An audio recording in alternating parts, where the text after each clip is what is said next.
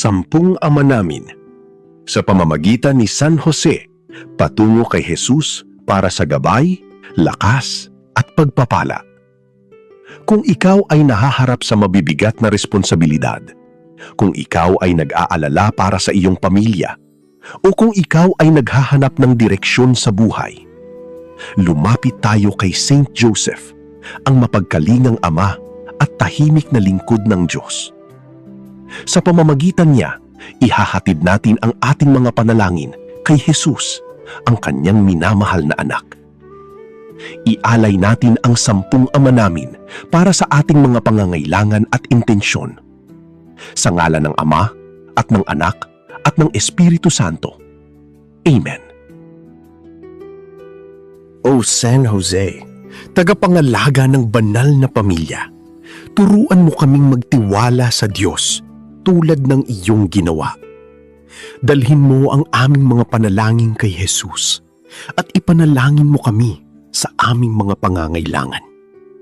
Amen.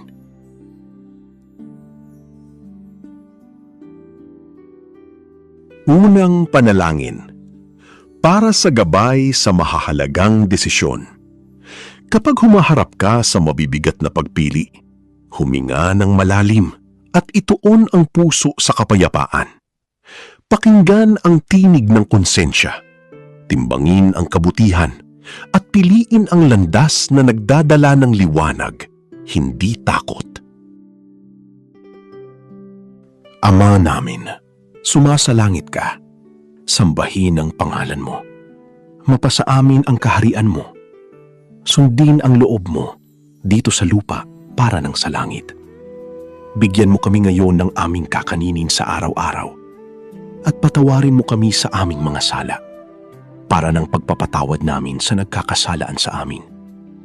At huwag mo kaming ipahintulot sa tukso at iadya mo kami sa lahat ng masama. Sapagkat sa iyo'y nagmumula ang kaharian, ang kapangyarihan at ang kaluwalhatian, magpasawalang hanggan. Amen. Ikalawang panalangin para sa kapakanan ng pamilya. Sa bawat desisyong ginagawa mo, isipin ang tahanang umaasa sa iyo, ang kanilang kapayapaan, kaligtasan at kinabukasan. Ang pagmamahal at pagkakaisa ng pamilya ang tunay na lakas na nagbibigay direksyon sa bawat hakbang. Ama namin, sumasalangit ka, sambahin ang pangalan mo. Mapasa amin ang kaharian mo. Sundin ang loob mo dito sa lupa para ng sa langit. Bigyan mo kami ngayon ng aming kakaninin sa araw-araw at patawarin mo kami sa aming mga sala para ng pagpapatawad namin sa nagkakasalaan sa amin. At huwag mo kaming ipahintulot sa tukso at iadya mo kami sa lahat ng masama. Sapagkat sa iyo'y nagmumula ang kaharian, ang kapangyarihan at ang kaluwalhatian, magpasawalang hanggan.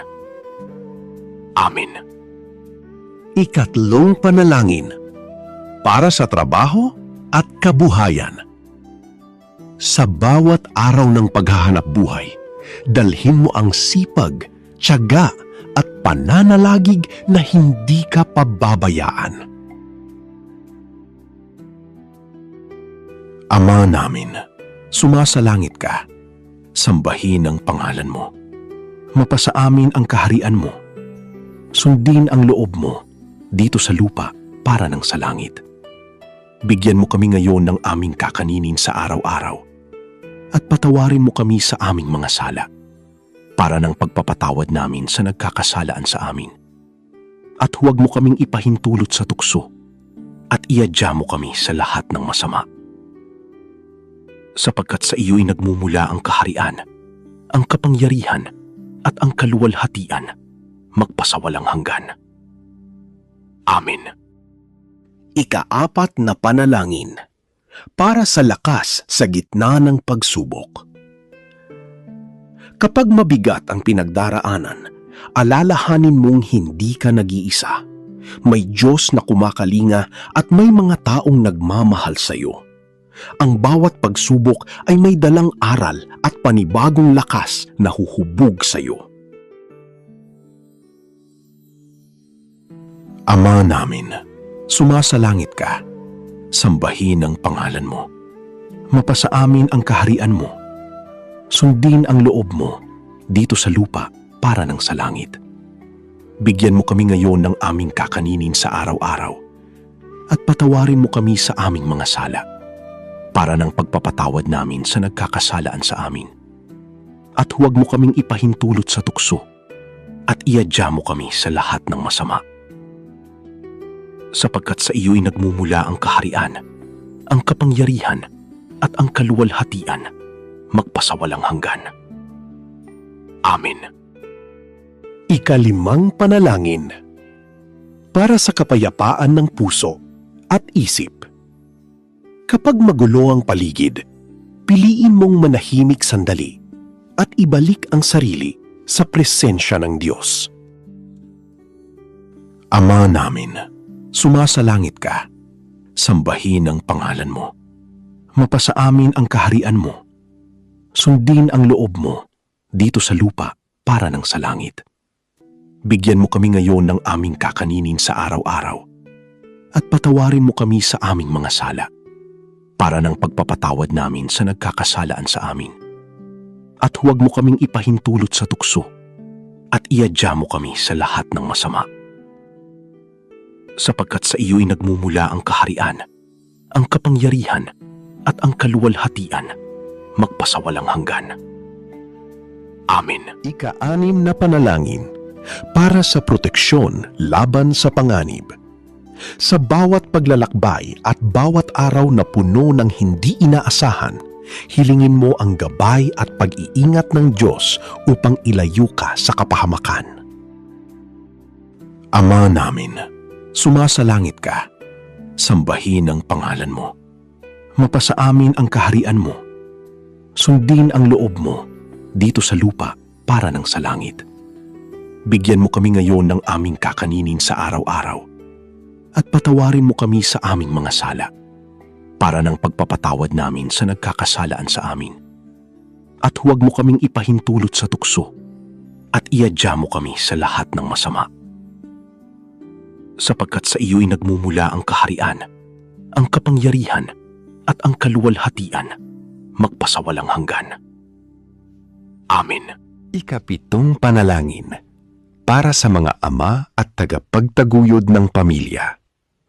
Sa bawat pagod, sakripisyo at tahimik na dasal ng isang ama, naroon ang lakas na bumubuo ng tahanan. Ama namin, sumasalangit ka. Sambahin ang pangalan mo. Mapasa amin ang kaharian mo. Sundin ang loob mo dito sa lupa para ng sa langit. Bigyan mo kami ngayon ng aming kakaninin sa araw-araw at patawarin mo kami sa aming mga sala para ng pagpapatawad namin sa nagkakasalaan sa amin. At huwag mo kaming ipahintulot sa tukso at iadya mo kami sa lahat ng masama. Sapagkat sa iyo'y nagmumula ang kaharian, ang kapangyarihan at ang kaluwalhatian magpasawalang hanggan. Amen. Ika-8 panalangin para sa mga nawawalan ng pag-asa. Kapag tila wala ng liwanag sa dulo ng daan, alalahanin mong may Diyos na patuloy na kumikilos kahit hindi mo nakikita. Ang bawat luha at pagod ay hindi nasasayang. May hinahandang bagong simula para sa iyo. Ama namin, sumasalangit ka. Sambahin ang pangalan mo. Mapasa amin ang kaharian mo. Sundin ang loob mo dito sa lupa para ng sa langit. Bigyan mo kami ngayon ng aming kakaninin sa araw-araw at patawarin mo kami sa aming mga sala para ng pagpapatawad namin sa nagkakasalaan sa amin. At huwag mo kaming ipahintulot sa tukso at iadya mo kami sa lahat ng masama. Sapagkat sa iyo'y nagmumula ang kaharian, ang kapangyarihan at ang kaluwalhatian magpasawalang hanggan. Amin. Ikasyam na panalangin. Para sa matibay na pananampalataya. Kapag dumadaan ka sa mga sandaling hindi mo maintindihan ang takbo ng buhay, piliin mong kumapit sa Diyos ng mas mahigpit. Ang pananampalataya ay lumalalim hindi lamang sa tagumpay, kundi lalo na sa gitna ng mga tanong at pagsubok. Ama namin, sumasalangit ka, sambahin ang pangalan mo. Mapasa amin ang kaharian mo. Sundin ang loob mo dito sa lupa para ng sa langit. Bigyan mo kami ngayon ng aming kakaninin sa araw-araw at patawarin mo kami sa aming mga sala para ng pagpapatawad namin sa nagkakasalaan sa amin.